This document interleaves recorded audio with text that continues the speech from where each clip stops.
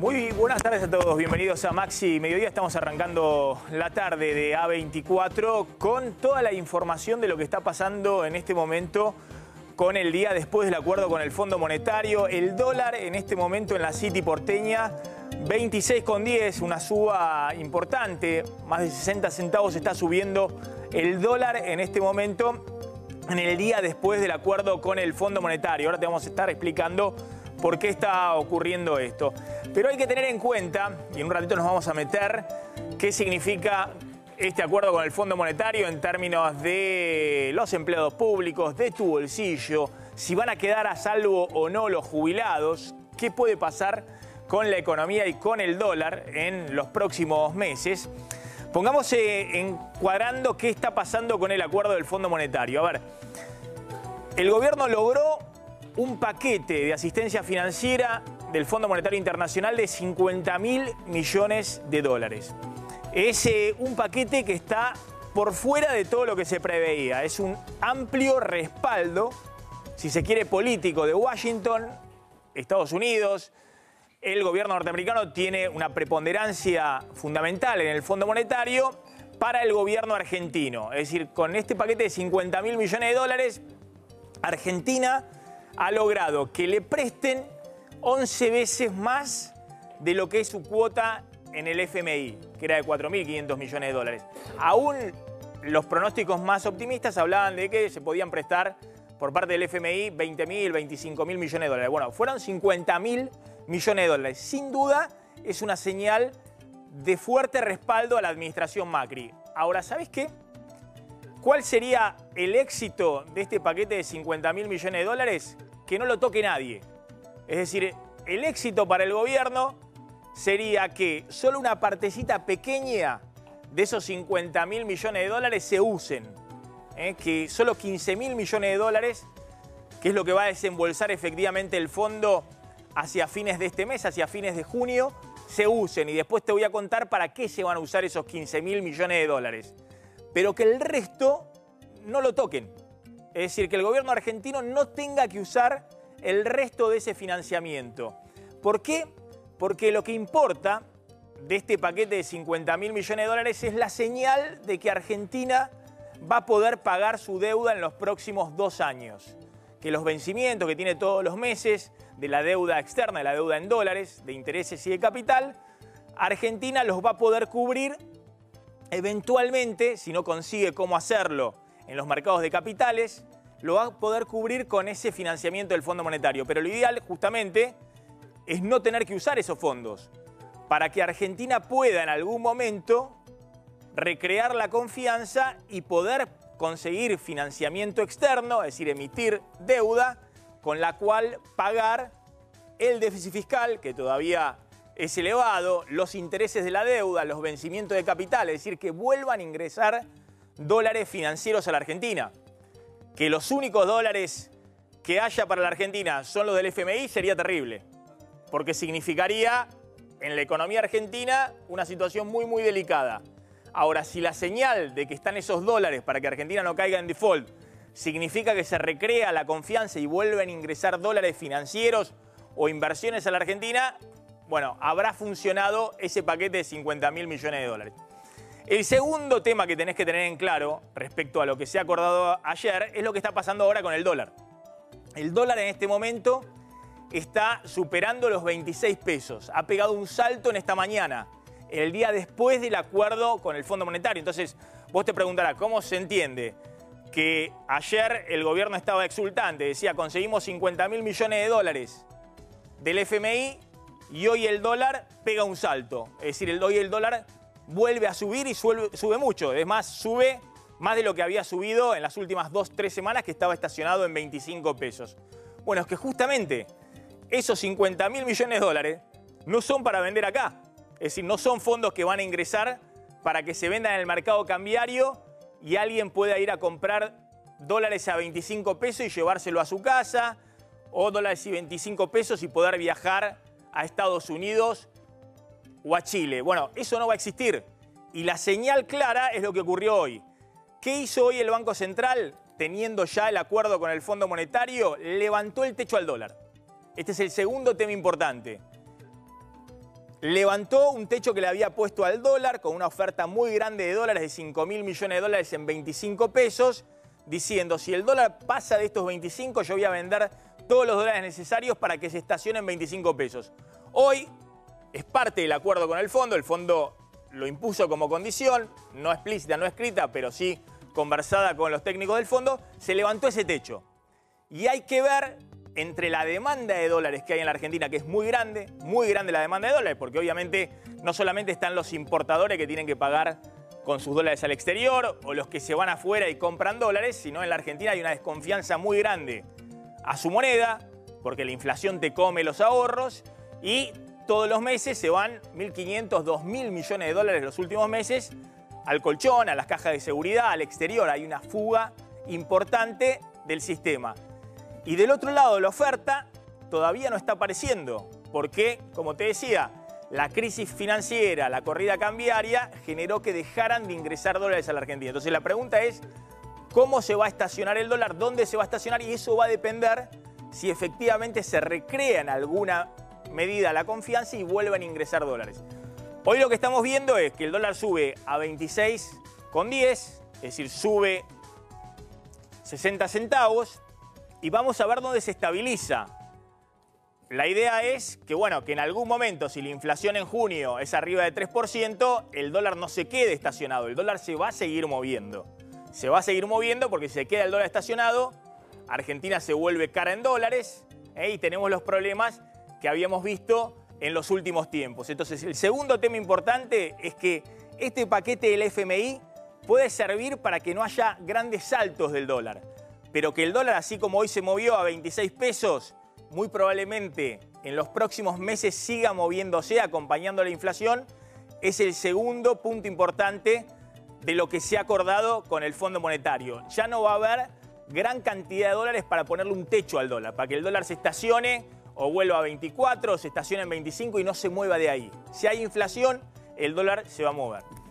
Y el tercer punto fundamental del acuerdo con el FMI, y ahora lo vamos a discutir con economistas, con sindicalistas, con empresarios, es cómo afecta el acuerdo del fondo en la economía argentina. Las condiciones que impone siempre el fondo por escrito son condiciones de lo que se llama ajuste fiscal. Es decir, que Argentina, que el sector público, el gasto del Estado es mayor a lo que recauda, eso es el déficit fiscal, tiene que ir achicando ese déficit. Porque hasta ahora, lo que hizo el gobierno de Macri, ese déficit lo financió con endeudamiento, emitiendo deuda en el exterior. Como hay menos financiamiento disponible para Argentina y si no hay, lo único que hay es el paquete del fondo, el fondo obliga a la Argentina y el gobierno acepta, porque tampoco se da cuenta que se podía todo el tiempo vivir de prestado, todo el tiempo emitiendo deuda, achicar fuertemente el déficit fiscal. ¿Dónde se va a achicar el déficit fiscal?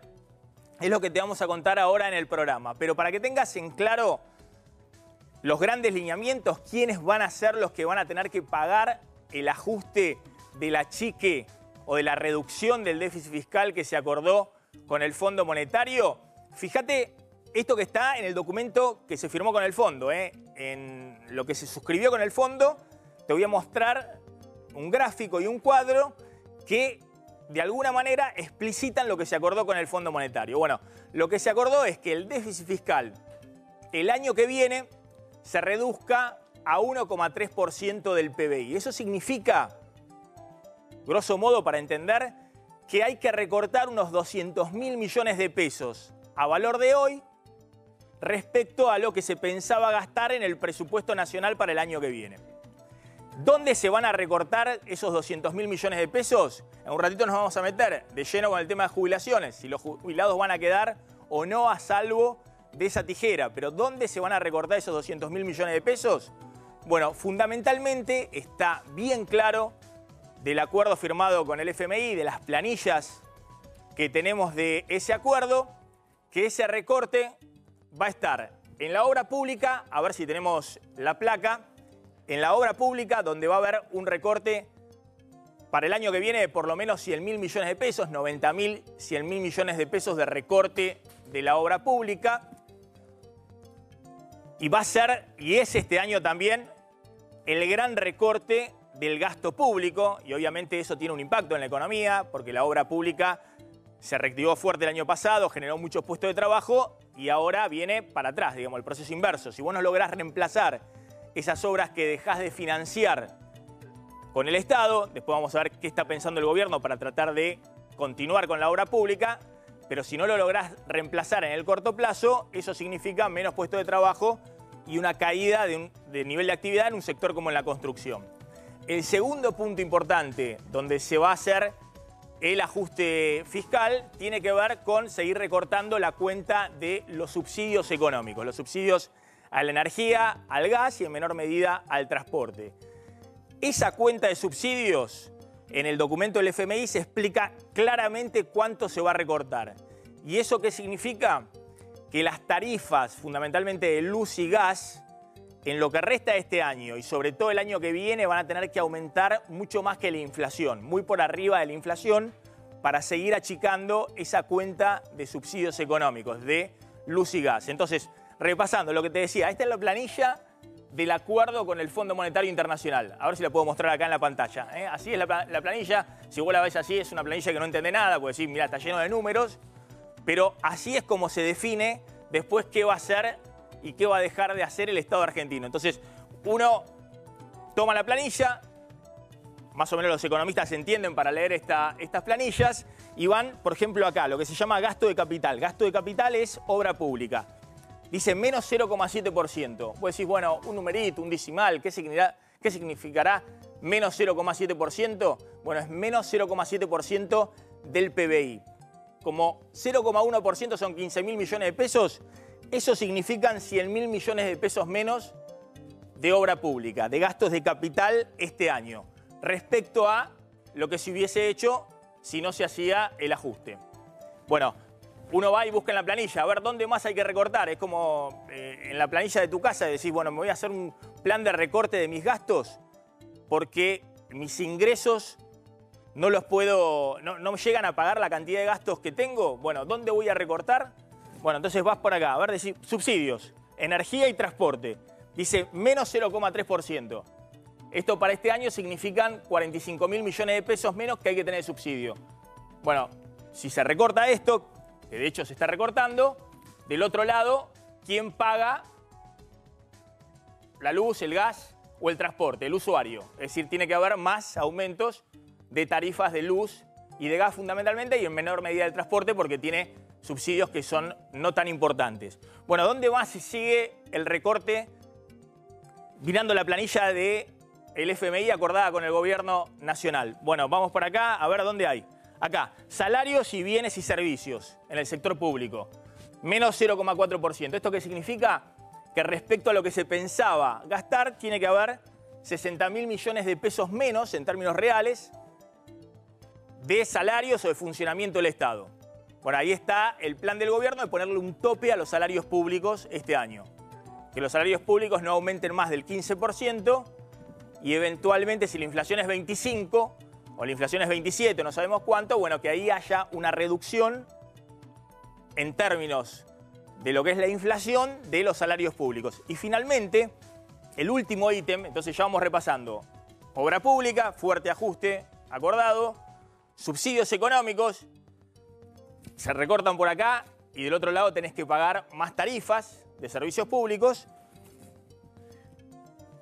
Empleados públicos sin despidos, pero sí recortes, o por lo menos sin despidos masivos, pero sí con recorte en términos reales del salario de bolsillo, que es la forma de ahorrar en esta línea, en la de salarios y bienes y servicios. Y finalmente, una liñita acá que dice transferencias a las provincias, transferencias corrientes a las provincias, es otro de los puntos también donde hay recortes. Estas son transferencias que hace el Estado Nacional de manera discrecional, por fuera de lo que marcan las leyes de coparticipación, es decir, de recaudación de impuestos y envío automático de impuestos. Bueno, son fondos que suele enviar el Estado Nacional y que Macri ha hecho, como hicieron los anteriores gobiernos, en algún momento porque considera que hay que construir más obra pública en determinada provincia, o le envía fondos a un gobernador porque necesita algún tipo de asistencia extraordinaria. Bueno, todo eso, esa chequera, esos fondos que estaban disponibles se van a tener que reducir fuertemente. Bueno, este es un poco el panorama de lo que se viene en términos del ajuste o del acuerdo con el Fondo Monetario. ¿Qué es lo que debería verse para adelante? Y ahora lo vamos a discutir. Acá está ya Guillermo Nielsen, ex secretario de Finanzas, un hombre que conoce mucho de las negociaciones de estos acuerdos con el Fondo Monetario y con los organismos internacionales. Bueno, acá la clave está entonces en dos cuestiones. Si Argentina logra estabilizar su situación financiera, si logra estabilizar el dólar en algún valor que no signifique que la inflación se dispara demasiado, es decir, que si ahora está en 26, que esté por acá y que después no pegue un salto de nuevo como pegó el mes pasado, que se fue de 20 a 25, sino que en todo caso vaya acompañando la inflación. Y fundamentalmente si se recrea la confianza, es decir, si vuelven a ingresar fondos a la Argentina para mantener estabilizado el dólar y si empieza a bajar también la tasa de interés, que en este momento es una de las formas de sujetar al dólar.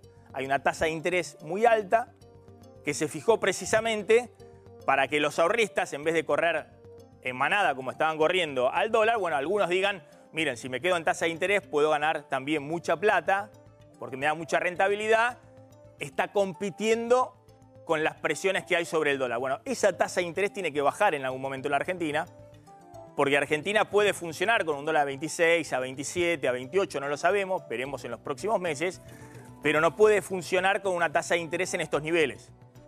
Porque las empresas, si vos mantenés durante varios meses esta tasa de interés, terminan quebrando.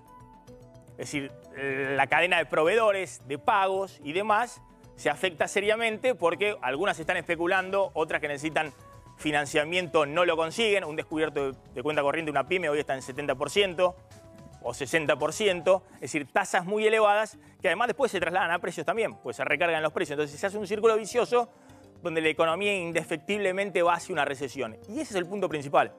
¿Qué es lo que necesita el gobierno para que efectivamente uno pueda decir, bueno, lograron torcer el rumbo? Es decir, funcionó este acuerdo con el Fondo Monetario, tratar de aminorar los costos sobre el nivel de actividad. Que la economía de alguna manera, en algún momento, así como ahora se está desacelerando, pueda retomar algún tipo de crecimiento o de recuperación económica. Pues si no entras en un círculo vicioso, donde en una economía que está desacelerándose, encima estás recortando la obra pública, estás cargándole a las familias más tarifas de luz y gas, con lo cual tienen menos posibilidad de consumir, los salarios se quedan muy atrás de la inflación y eso te derrumba el consumo. Entonces entras en un círculo vicioso del cual es muy difícil salir y además políticamente y socialmente se vuelve intolerable, se vuelve muy complicado de manejar.